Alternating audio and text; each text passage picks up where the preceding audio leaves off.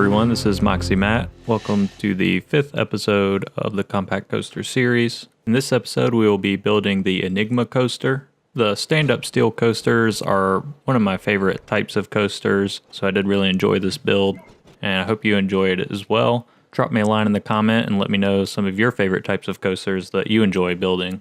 Alright, let's get started on this build. I decided to start this one out with a raised platform so I could go immediately into a decent sized hill to get rolling towards the chain lift. And also I was thinking maybe we could come back and go under the station at some point, and I thought that might be a cool feature for the ride. For the actual chain lift portion of this, I was trying to keep it fairly shallow and smooth. It gives a nice appearance, from a park view of the coaster. And I wanted to head into a real steep drop just for a split second, hitting 90 degrees. I couldn't hold the straight down too long because we needed a lot of space to make a smooth transition into the flat level. And of course, heading straight into some sort of inversion to get us going back in the other direction since we're running out of space there.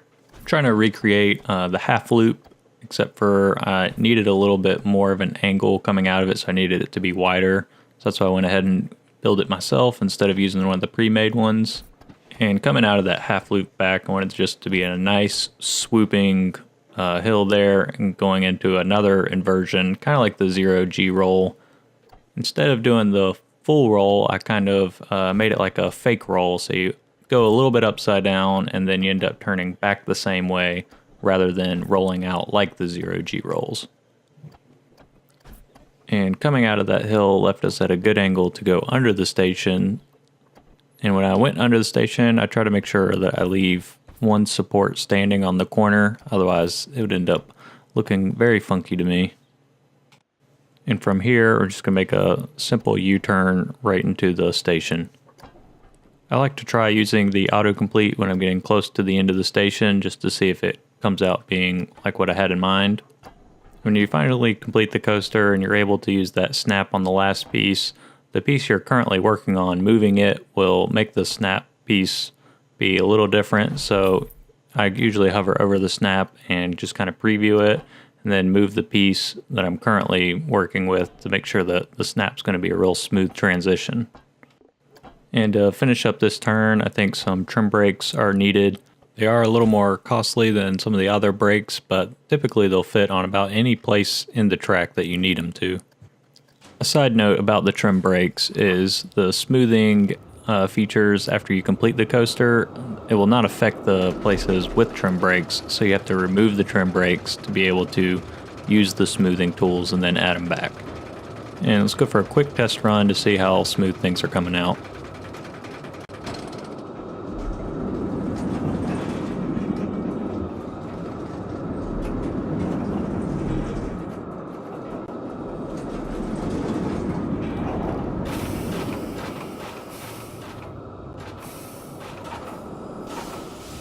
There's a couple of really jerky spots in some of the banking transitions, and it seemed like the trim brakes slowed the coaster down a little bit too much there. So we're going to go back and smooth some of the parts out and probably take it for another spin.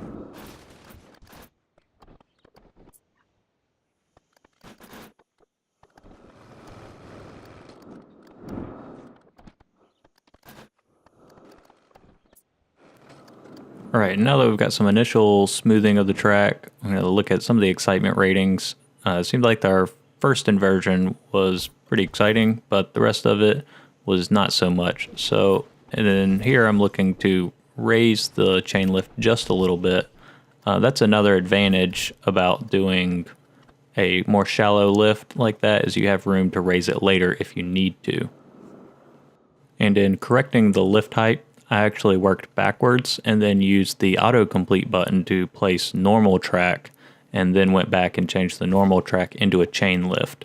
And that seems to be the easiest way that I've found to end up raising a chain lift and still having it look really smooth. The speed of the coaster was looking much better. Still wasn't quite as exciting as I was hoping for, so I was going to add in another loop to try to add some excitement. Since this is such a small coaster, the pre-made loops I think would have been a little bit too large for the space that I was needing, so I had to make my own loop for this one. Making your own inversions can be challenging, but I would really encourage you to take on the challenge and try to build your own inversions.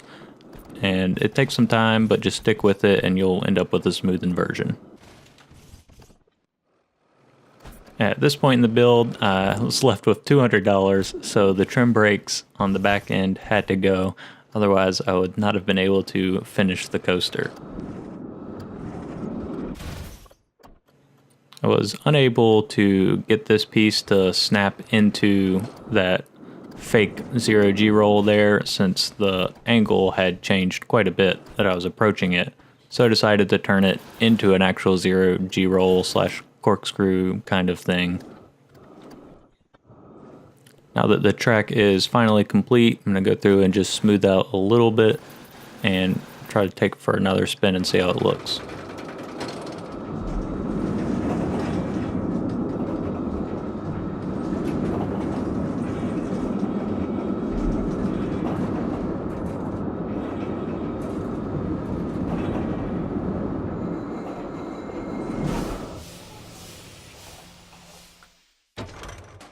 Alright, it still wasn't super smooth. Our rating is much higher than it was before, and I really like that long, slow corkscrew roll there at the end. And fortunately, the last turn, the U-turn coming into the station wasn't too fast, so the trim brakes really weren't needed to begin with.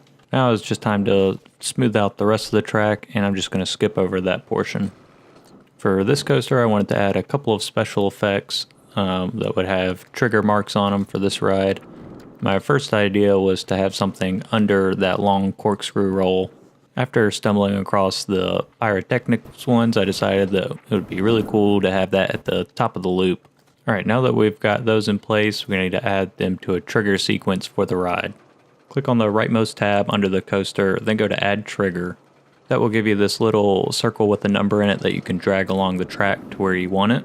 And when the coaster passes it, it'll trigger any connected objects. Just click on the connect objects to trigger, and then you can window select them, or you can select them individually while holding down the control key. Once they're added to the trigger, you can adjust the delay times and that sort of thing to make the coaster line up perfectly. Now I'm going to swap out the colors for this ride to give them something a little bit more appropriate for the fire animations. Decided to add in 2 more of the fire bursts at the top and just made it feel a little bit more complete than just the 2 we had before. I wanted to get one more scenery feature on this ride. Unfortunately, since I'm working with the basic kits to try to make these coasters fit in any scenario, I was limited to what I had to work with, so I just made a little underpass with some steam in it. Last thing to do is connect the path and see how we did.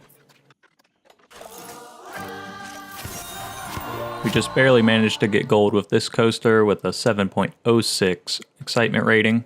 I'm really pleased with the way it turned out. Let's go check out how this coaster could look in a park. Alright, now we're over in our Compact Coaster Series park. For this one, I decided to kind of embed it in the ground a little bit. I thought that a rough, rocky terrain would be fitting for this ride. I really think that using the terrain tool around the coaster is a great alternative to using scenery pieces. When I do this, I turn off the coaster collision with terrain and then place the coaster under the ground and then go back and remove the terrain as needed. When doing this, be sure to use your T key to toggle the camera types and also the L key to toggle the light, and that will really help you out. I threw in the pre-made skull piece as the entrance for the ride. And it really ties off the kind of theme that I was going for with the ride. Another reason I decided to put the coaster in the ground like I did was so that the loop could have the walking path go through it. Another thing you could do with this ride is add a vista point and select one of the flame bursts at the top of the loop, and then guests will actually stop and stare at the loop. Well, I think that it was really cool to see people jumping up and down when the coaster would go through the loop over the path. The bridge didn't end up getting very crowded, and so maybe you want to put your vista point somewhere that's not a high traffic flow. Alright, now let's ride this coaster.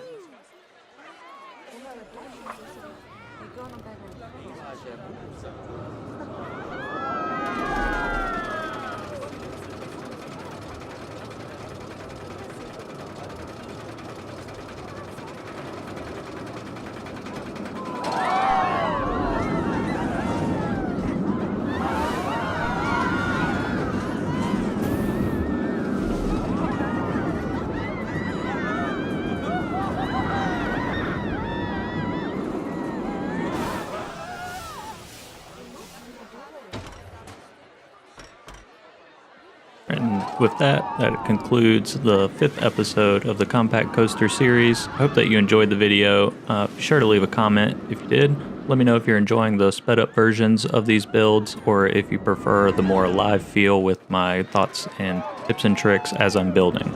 As always, there will be a link in the description for this coaster, and be sure to check out some of my other designs that are on my Steam page.